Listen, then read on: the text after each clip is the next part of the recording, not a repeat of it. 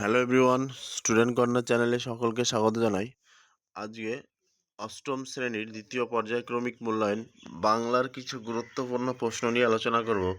আর যে প্রশ্নগুলি নিয়ে আলোচনা করব এগুলি খুবই গুরুত্বপূর্ণ, তাই প্রশ্নগুলি প্রথম থেকে শেষ অবধি দেখে নাও। আর পারলে খাতায় লিখে নাও প্রশ্নগুলি, এখান থেকে আশা করি 100% কমন পেয়ে যাবে। ইতিমধ্যে অনেকেই কমন এসেছে, তাই এই প্রশ্নগুলি এখন থেকে দেখে নাও। দেখো, তোমাদের পরীক্ষা হবে 50 নম্বর, সময় থাকবে 1 ঘন্টা 30 মিনিট। এখানে প্রিন্টিং মিস্টেক আছে, এখানে 1 ঘন্টা 30 মিনিট হবে। এবার দেখো, 1 নম্বর দাগে সঠিক উত্তর বেছে নিয়ে লেখো। 12টি প্রশ্নে লিখতে হবে, প্রত্যেকটির মান 1 করে। প্রথম প্রশ্ন, মানুষ বড় কাঁদছে তুমি মানুষ হয়ে।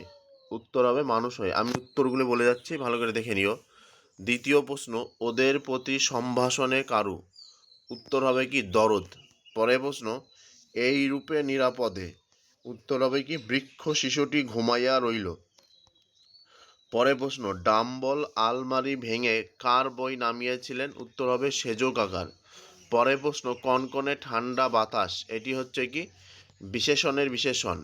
পরের প্রশ্ন, ক্রিয়ার মূলকে বলে ধাতু। পরের প্রশ্ন, ডিঙি ডিঙিও ভাসিছে কার জলে। এই ডিঙির কি হবে, মনিব কোথাও নাই। পরের প্রশ্ন, মনে ভাবনা ছিল না তা নয়, বাক্যটি হচ্ছে নঙর্থক। পরের প্রশ্ন, একটি লগ্ন প্রশ্নের উদাহরণ হলো তুমি যাবে তাই না। পরের প্রশ্ন, একটি সাকল্যবাচক সর্বনাম পদ হলো সব। পরের প্রশ্ন দেখো, বরুণ খুব সুন্দর ছবি আঁকছে। এখানে ক্রিয়াপদটি হলো আঁকছে। পরের প্রশ্ন, বৃথা সময় নষ্ট করো না, এটি হলো অনুজ্ঞাসূচক বাক্য। এবার 2 নম্বর দাগে দেখো, নিচের প্রশ্নগুলি উত্তর দাও অতি সংক্ষেপে, যে কোনো 12টি, প্রত্যেকটির মান 1 করে। প্রথম প্রশ্ন, নাটোরের মহারাজার নাম কি। প্রশ্ন উত্তর হবে জগদীন্দ্রনাথ। পরের প্রশ্ন, দাঁড়াও কবিতাটি কোন কাব্যগ্রন্থ থেকে নেওয়া হয়েছে। মানুষ বড় কাঁদছে কাব্যগ্রন্থ থেকে নেওয়া হয়েছে। পরের প্রশ্ন, বৃক্ষ শিশু নিরাপদে নিদ্রা যায়। বৃক্ষ শিশু কোথায় নিদ্রা যায়। কঠিন ঢাকনাযুক্ত বীজের মধ্যে। পরের প্রশ্ন, মাছ তুলে দ্বীপ জ্বলে কেন। মাছ তুলে দ্বীপ জ্বলে কেন, উত্তরটি দেখে নাও। জাহাজ যখন রাতের অন্ধকারে চলে তখন দূরে থেকে তার উপস্থিতি বা অবস্থান নির্ণয়ের জন্য মাছ তুলে দ্বীপ জ্বলে। পরের প্রশ্ন, এখানে প্রশ্নটি ভুল আছে, প্রশ্নটি হবে বকু কোথায় খেলা করছিল।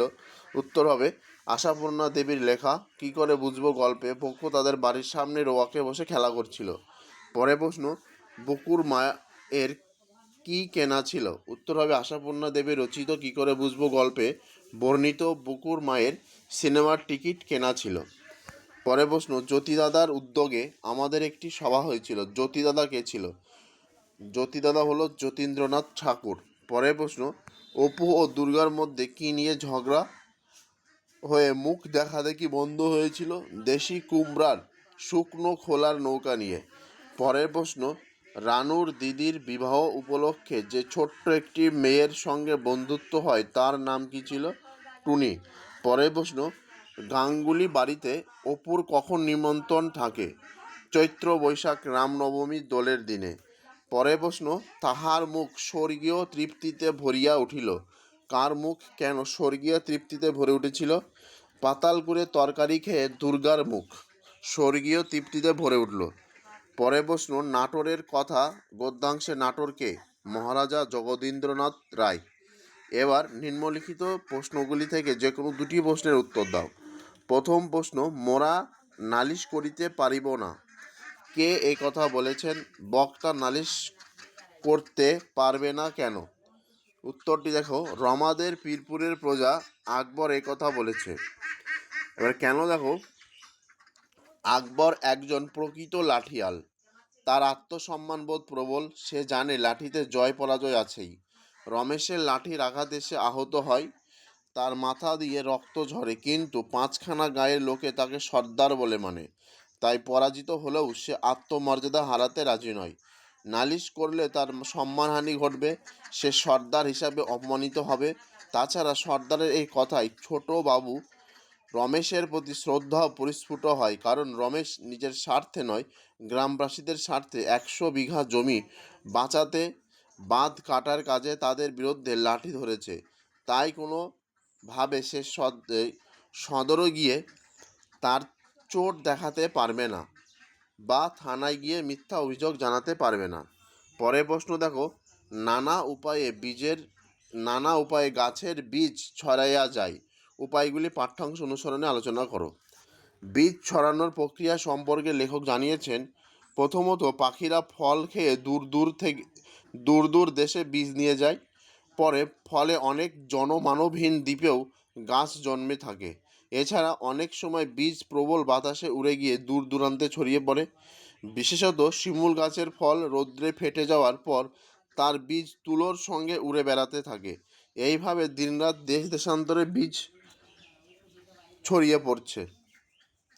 পরের প্রশ্ন দেখো, ও কি কাণ্ড, ও কি কি কাণ্ড করেছে তুমি? কে কি কাণ্ড করেছে? উত্তরটি দেখে নাও। আশাপূর্ণা দেবী রচিত কি করে বুঝবো গল্প থেকে গৃহীত উদ্ধৃতাংশটির বুকুদের বাড়িতে বেড়াতে আসা তারই বয়সী ছেলে ডাম্বল কাণ্ডটি করেছে। বুকুদের বাড়ির একটি ঘরের দেওয়ালে সাঁটিয়ে রাখা বইয়ের আলমারিটার একটি পাল্লা ধরে ডাম্বল এমন জোরে হাঁচকা টান মেরেছে যে কলটি বন্ধ অবস্থাতেই পাল্লার সঙ্গে খুলে বেরিয়ে এসেছে। তারপর সেখানে সাজানো বইগুলি থেকে একসঙ্গে 3-4টে বই নামিয়ে তাতে ছবি নেই বলে ঘৃণা ভরে সেগুলিকে মাটিতে ফেলে দিয়েছে। নিম্নলিখিত প্রশ্নগুলি থেকে যে কোনো দুটি প্রশ্নের উত্তর দাও। প্রথমটি হলো,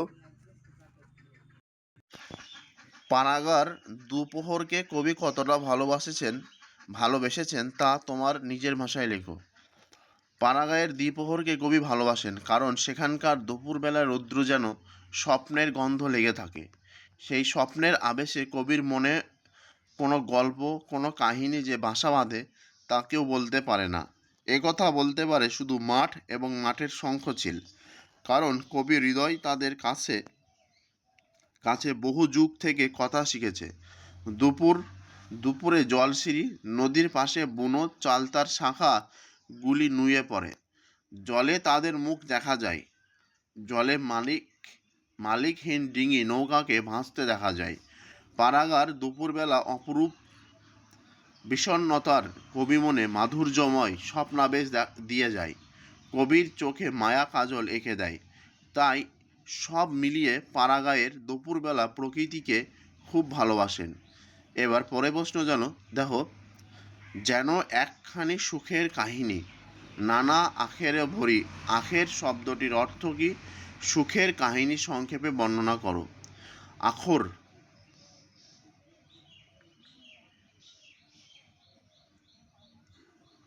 আখর শব্দটির অর্থ হলো অক্ষর বা বর্ণ। পাঠ্য কবিতাটিতে কবি জসীমউদ্দীন সুখের অনেকগুলি ছবি এঁকেছেন। এই সুখের চিত্রের মধ্যে আমার সবচেয়ে ভালো লেগেছে মটরের ডাল, মুসুরের ডাল, কালোজিরা, ধনে এবং লঙ্কা মরিচ দিয়ে যে সুন্দর আলপনার মতো আঁকা হয়েছে সেই চিত্রটি। এই চিত্র উপদ্রবহীন, শান্তিপূর্ণ সুখের নীড়ের কথা মনে করিয়ে দেয়। গ্রামের অতি পরিচিত শাকসবজির একত্র সমাবেশ আমাদেরকে মুগ্ধ করে। মটর, মুসুর, কালোজিরা, ধনে, লঙ্কা, মরিচ একসঙ্গে উঠানে শুকোতে দেয়া শস্য শ্যামলা বঙ্গভূমির কথা মনে করিয়ে দেয়। তাই এই চিত্রটিকে আমার ভালো লেগেছে। এবার দেখো, মানুষ বড় কাঁদছে, কী কারণে কবি এই কথা বলেছেন? সমগ্র পৃথিবী জুড়েই চলেছে ক্ষমতার রাজনীতি। ফলে রাজনীতি, অর্থনীতি ও ক্ষমতায়নের খেলার সময় ও অস্থির দুটো বিশ্বযুদ্ধ, ঠান্ডা লড়াই, বিচ্ছিন্নতাবাদী উগ্রপন্থী মানসিকতা মানুষকে কাঠগড়ায় দাঁড় করিয়েছে। সমাজ মনস্ক কবি শক্তি চট্টোপাধ্যায় জীবনকে দেখেছেন যে কঠিন বাস্তবের মাটি থেকে। সেহেতু সমাজের বিকৃতি ও ব্যভিচার দেখে কবি মর্মাহত। সমাজের জটিল আবর্তে পড়ে মানুষ অসহায় হয়ে পড়েছে। এরই মধ্যে স্বার্থান্বেষী মানুষেরা মেতে উঠেছে অত্যাচার ও উৎপীড়নের খেলায়। তারা বিচ্ছিন্ন ও আত্মকেন্দ্রিক হয়ে জীবন যন্ত্রণায় ক্ষতবিক্ষত হয়ে পড়েছে। এই সমস্ত মানুষের জন্য কবি খুবই মর্মাহত হয়েছেন। তাই তিনি মানুষের কাছে মানুষের কান্নার কথাকে তুলে ধরেছেন। পরের প্রশ্ন দেখো, অমলাকে তার সঙ্গে কিভাবে অপুর পরিচয় হয়েছিল? এখানে প্রিন্টিং মিস্টেক আছে, উত্তরটি দেখে নাও। একবার অপু বাবার সাথে তার শিষ্য লক্ষণ মহাজনের বাড়িতে বেড়াতে গিয়েছিল। তারই প্রতিবেশীর মেয়ে ছিল অমলা। অমলাদের বাড়িতে অপুর নিমন্ত্রণ ছিল। অমলা অপুকে তাদের বাড়িতে ডেকে নিয়ে যায়। এই সূত্রেই অপুর সাথে অমলার আলাপ।